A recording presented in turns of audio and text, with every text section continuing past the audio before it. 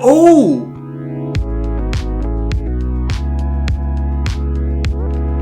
Okay, so I'm not really sure how to start this video off other than that something really weird was happening when I was on eBay the other day. I saw this auction for a very confusing listing ending in 13 minutes, and it was at $500 with one person bidding on it.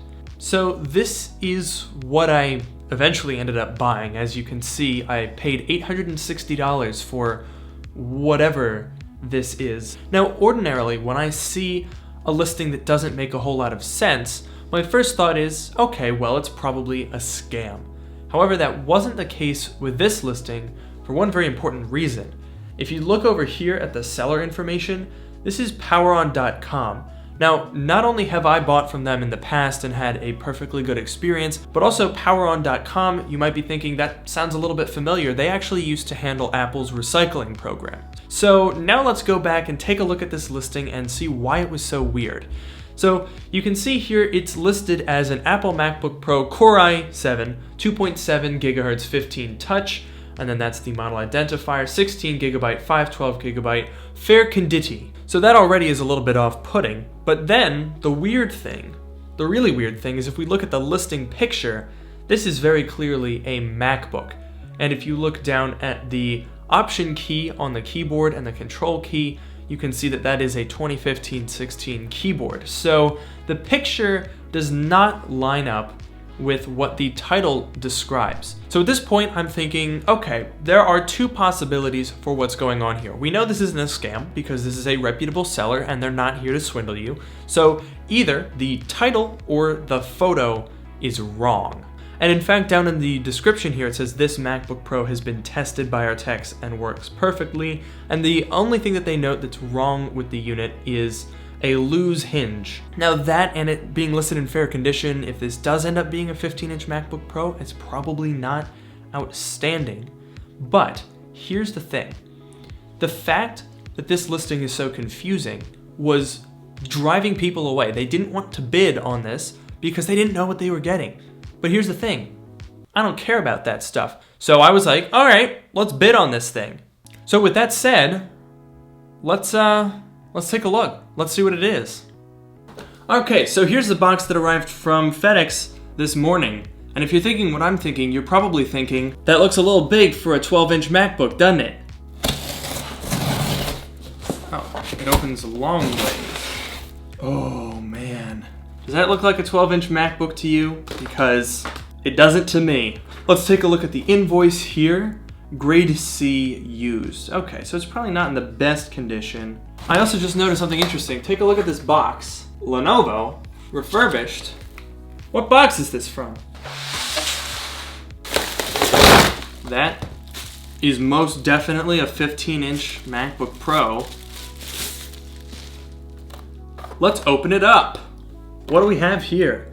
Okay, I see what they mean about the loose hinge. I'll put it down on the table, give a little demonstration here. Yeah, it is definitely loose. So this is the higher tier of the two that were available. By default, without getting into the build to order options, you had a choice of the 2.6 GHz i7-6700HQ, which came with 16 gigs of RAM, 256 GB solid state, and a Radeon Pro 450. Then you could step up to this model, which was, I think, $2,800, and that would get you the 2.7 GHz processor, 16 gigs of RAM, 512 gigabytes of storage, and a Radeon Pro 455 with 2 gigabytes of VRAM, which I'm pretty sure we have, right? Boop-a-doop-a-doo. Oh! No! It's got the Radeon Pro 460. Look at that! Wow! Okay, so we've got the upgraded graphics, 4 gigs of VRAM. This thing was $860.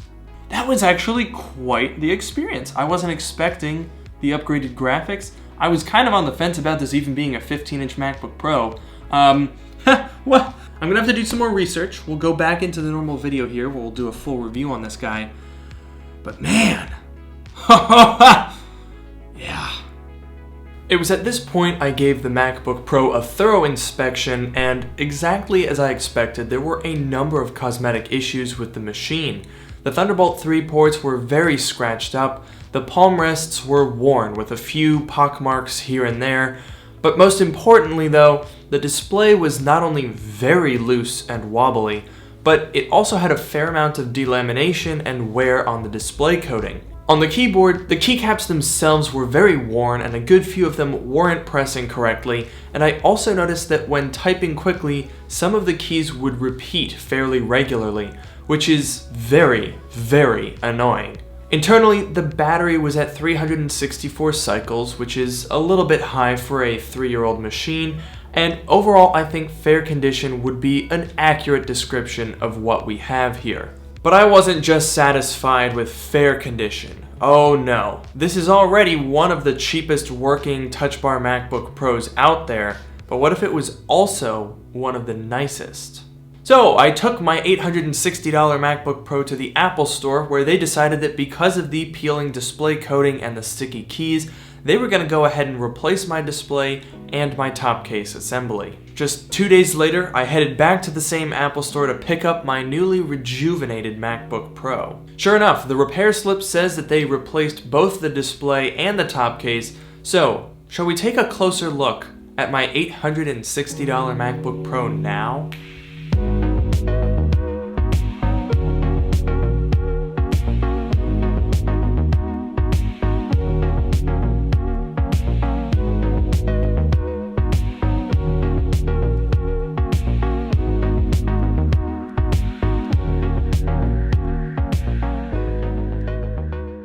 I'm absolutely floored. This started out with me taking a gamble on a weird and confusing eBay listing, and it ended with quite possibly the best deal I've ever had.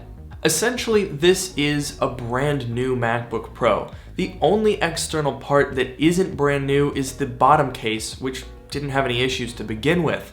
This MacBook Pro may be one of, if not the cheapest Touch Bar 15-inch MacBook Pros ever sold on eBay in working condition. I followed a few auctions to try and get a sense of what these machines were going for, and I was stunned to see one with the same specs but much worse condition sell for $1,275, and all the examples I saw that sold for under $1,000 had major defects like cracked displays, liquid damage, or were just so severely physically damaged that Apple wouldn't fix them for free if you took them in for a keyboard replacement.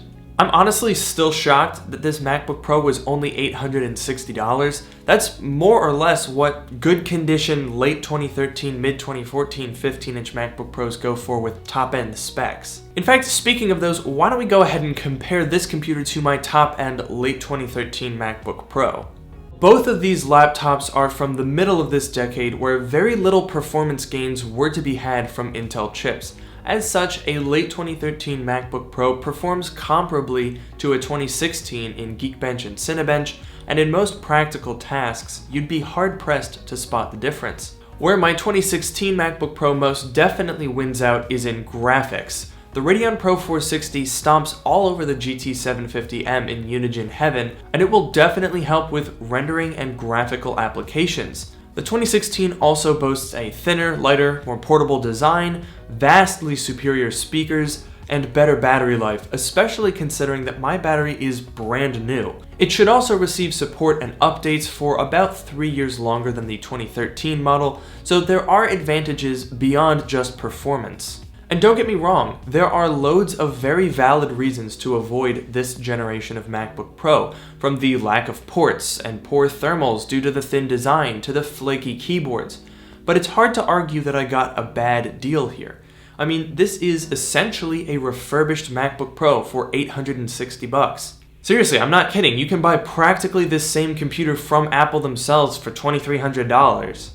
This thing was so cheap that PowerOn.com, the same people I bought this from, will pay me more than I paid them for this computer. Look, they value this machine at $1,070 on their trade-in site. And as I've always said, the value of a product is determined by the market value. So even if you personally think this computer is garbage and it's not worth $400, its selling price is significantly higher than $860, which means that I have equity in this computer should I choose to sell it down the road. Okay, so granted, this experiment is definitely hard to replicate. You'd be hard-pressed to find a similar situation as I did where one of these sold for $860, but I would definitely recommend searching for something that's got a little bit of wear, because then you can take advantage of those quality programs and get the display and the keyboard assembly replaced, and you'll basically have yourself a refurbished MacBook Pro for a lot less than if you were to just buy one that's already in good condition. Also, I'll let you in on a little secret. You can get most of the performance of the 2016 out of a mid-2015 15-inch MacBook Pro with the dual graphics,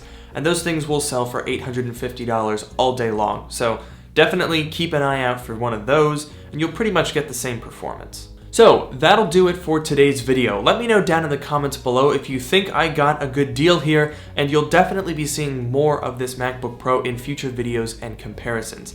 Make sure you're subscribed so you don't miss out on that, and definitely consider following me on Twitter at Miani, and please consider joining my subreddit.